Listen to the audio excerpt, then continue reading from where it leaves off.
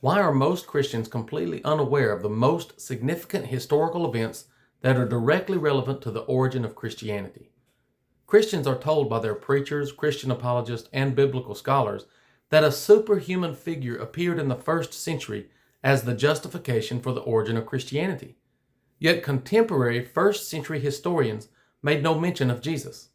The only argument that Christians make about non-Christian first century documentation of Jesus is that Josephus testified that Jesus existed as a miracle worker.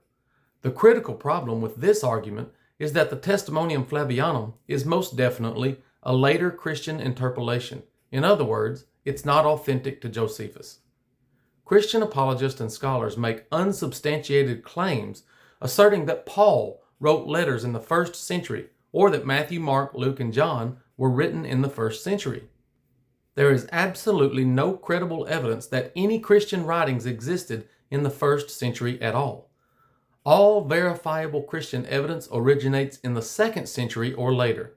The historical reality of the first century centers on Jewish revolts against the Romans, marked by significant wars and battles.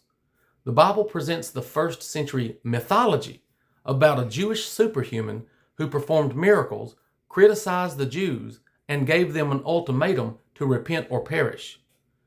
Christians also fail to recognize the significance that the narrative of this superhuman figure who admonished the Jews was written in Greek, the language of their Roman oppressors. You have a choice. You can believe those who make baseless claims about the Bible, or you can critically examine the evidence. I chose to look for the evidence that scholars use to support their claims and found they have no evidence beyond speculation.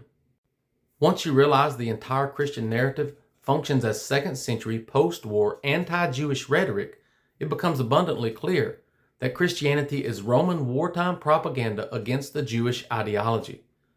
The two most prominent Christian figures are Jesus and Paul. In the Christian narrative, both of these characters were attacked by the Jews after they publicly criticized the Jews.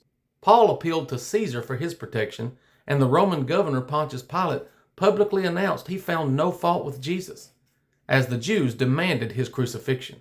Even Christians understand that Christianity was intended to supersede Judaism.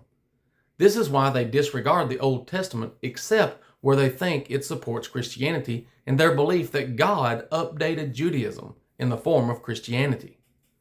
They fail to realize that the God who updated Judaism was actually Caesar. The God who destroyed Jerusalem and the Jewish temple was named Vespasian, and the Son of God who came in the glory of his Father with his mighty angels was named Titus. Christianity is simply the Roman replacement religion for Judaism. When you rebel against the Roman Empire, you not only lose the war, your city, and your temple, but you also lose your religion. Modern Judaism and Christianity are both religions that developed after the 1st and 2nd century Roman Jewish wars. Jesus never actually existed. Jesus was a mythical literary creation motivated by war, just like Uncle Sam. You should really read my book, Jesus Demigod Putting the Lord on Trial. No one can refute what I'm saying because it's the truth. The reason God lets bad things happen is because he's not real. The reason Jesus can't answer prayers is because he's not real either. I know it's very upsetting to realize that you were duped into believing mythology and that you have wasted many years of your life believing lies. But you must learn to value truth and start living your life in truth, even though it's difficult.